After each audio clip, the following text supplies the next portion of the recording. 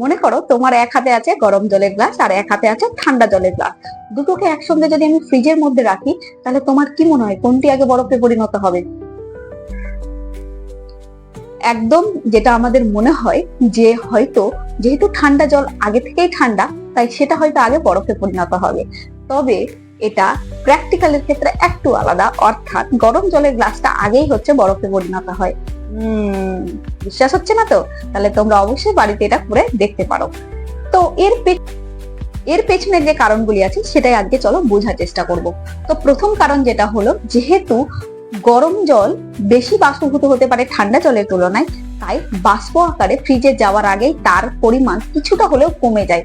এর ফলে যেহেতু কম জল, সুতরাং কম সময় লাগবে বরফ জমতে। তাহলে প্রথম কারণ হলো এটা। এবার চলো আমরা দ্বিতীয় কারণে চলে যাই।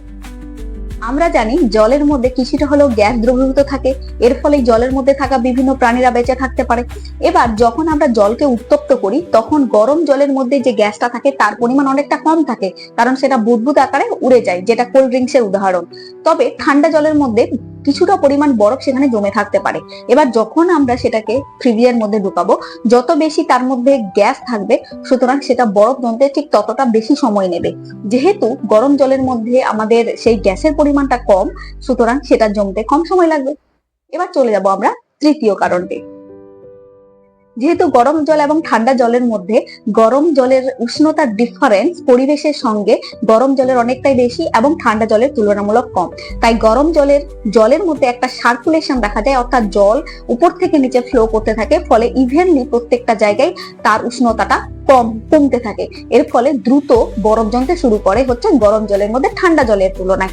অর্থাৎ তুমি শর্টকাট এইভাবে বলতে পারো যে গরম জলের মধ্যে এমন একটা শর্টকাট রাস্তা পেয়ে যায় যেখানে বরফ জমতে কম সময় লাগে।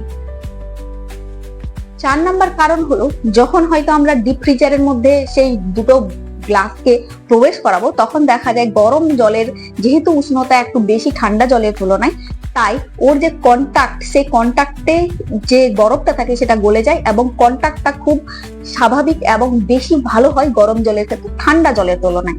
তাই এক্ষেত্রেও অনেকটা বেশি সুবিধা পাই বরফ জমতে।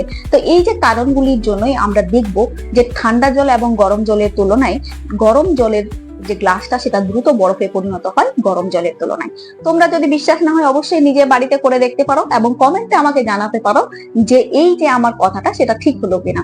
এবং এই মজার প্রশ্নটা তোমরা আশেপাশে লোকের কাছে জিজ্ঞাসা করতে পারো এবং দেখো তারা কতটা জানে। যদি না জানে তাহলে অবশ্যই জানিয়ে দিও।